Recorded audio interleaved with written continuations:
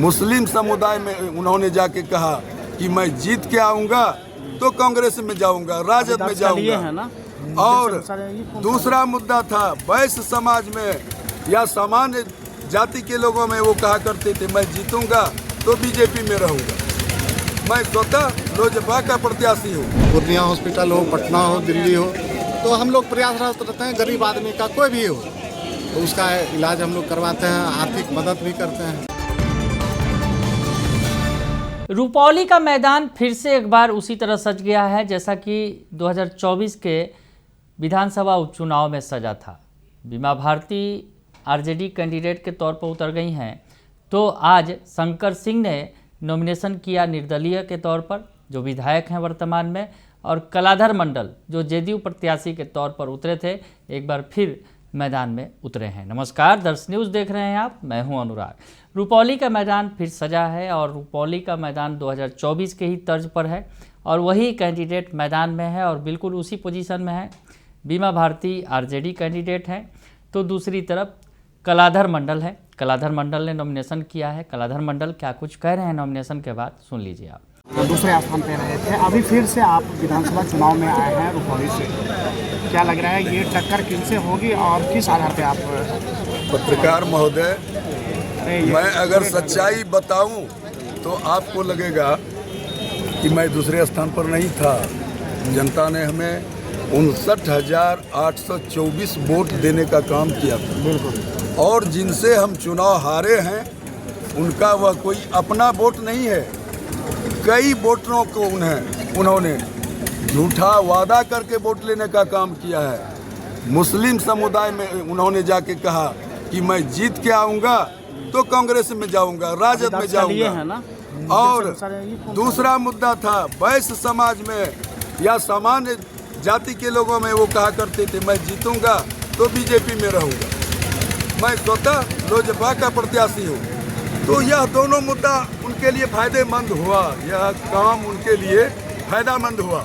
लेकिन अब तो इस 14 महीना में रुपौली की जनता भली भांति समझ चुकी है कि ये लोजपा हैं या फिर राजद हैं। तो इस बार लोग मन बना चुका है।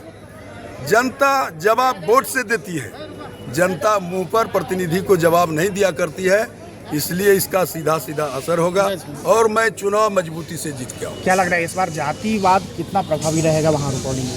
देखिए, जातिवाद के बारे में अगर ऐसे खुला पूछना चाहते तो इसका असर रुपौली में नहीं, बिहार में नहीं, पूरे दुनिया में कहीं कहीं असर होता है।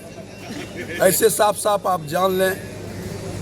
अभी किन मुद्दों पे आप चुनावी मैदान में डालेंगे बताइए? देखिए, हमारा तो उद्देश्य है, एक बहुत छोटा कहिए या महीन चीज़ को मैं देखना चाहता हूँ। अगर मुझे जनता का आशीर्वाद मिला जनता के बीच में आने का, तो रुपौली थोड़ा विकृत जैसा हो गया है। लोग दो खेमा में बटा हुआ है, ये इनका समर्थक है, वो उनका समर्थक है।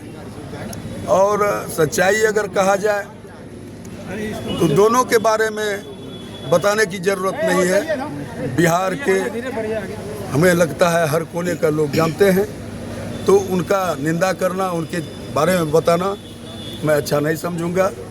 तो उस चीज़ को मैं पाटने का काम करूंगा, अपने विवेक से, अपने कर्म से या फिर विकास के काम से।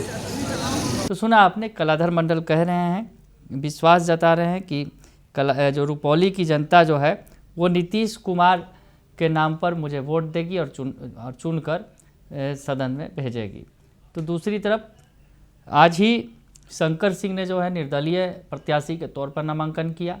उन्होंने क्या कुछ कहा, सुन लीजिए आप। जनता भगवान का हम लोग कर रहे हैं और स्वास्थ्य के क्षेत्र में 24 घंटा हम अवेलेबल रहते हैं। हम नहीं रहे तो हमारी पत्नी पूर्णिया हॉस्पिटल हो, पटना हो, दिल्ली हो, तो हम लोग प्रयासरत रहते हैं। गरीब आदमी का कोई भी हो तो उसका इलाज हम लोग करवाते हैं, आर्थिक मदद भी करते हैं। सर, 14 महीना में जो आपने काम किया है, क्या लगता है क्या छूट गया जो इस बार अगर मौका देता है तो आप वो करना प्राथमिकता देंगे उस कामों को? देखिए, हम जो चुनाव में हर बार वादा करते थे, जो यहाँ का समस्या था रुपौली के दक्षिणी भाग 10 से 12 पंचायत बाढ़ से प्रभावित रहता है, करीब 7 से 8 महीने।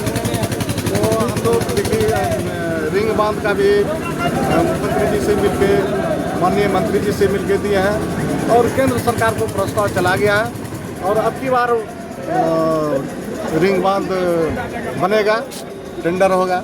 और अब जो हम फिर चुनावी सफर में जा रहे हैं तो अब हमारा जो यहाँ किसान का मुद्दा है, केला का उत्पादन यहाँ बहुत ज़्यादा है, मक्का का, तो हम लोग चाहेंगे विधानसभा में रखेंगे कि किसान के लिए हम लोग आवाज़ बनकर विधानसभा में मजबूती से रखेंगे, केला का और मक्का का बोर्ड बने। तो शंकर सिंह ने निर्दलीय जो नॉमिनेशन करने के बाद कहा कि जनता भगवान ने मुझे चुनाव लड़ने का आशीर्वाद दिया है। जनता भगवान के आशीर्वाद से पिछले 14 महीने में चुनाव जीतने के बाद विधायक निधि से जितना भी कार्य हो सका है मैंने कराया है और जनता भगवान जो है फिर से मुझे वापस विधानसभा में भेजेगी।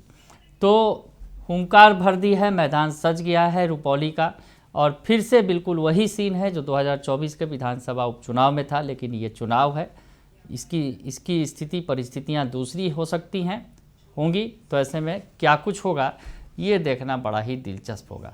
बने रहिए दर्शन न्यूज़ के साथ, तमाम खबरों से आपको अपडेट रखेंगे। फिलहाल के लिए इतना ही, धन्यवाद।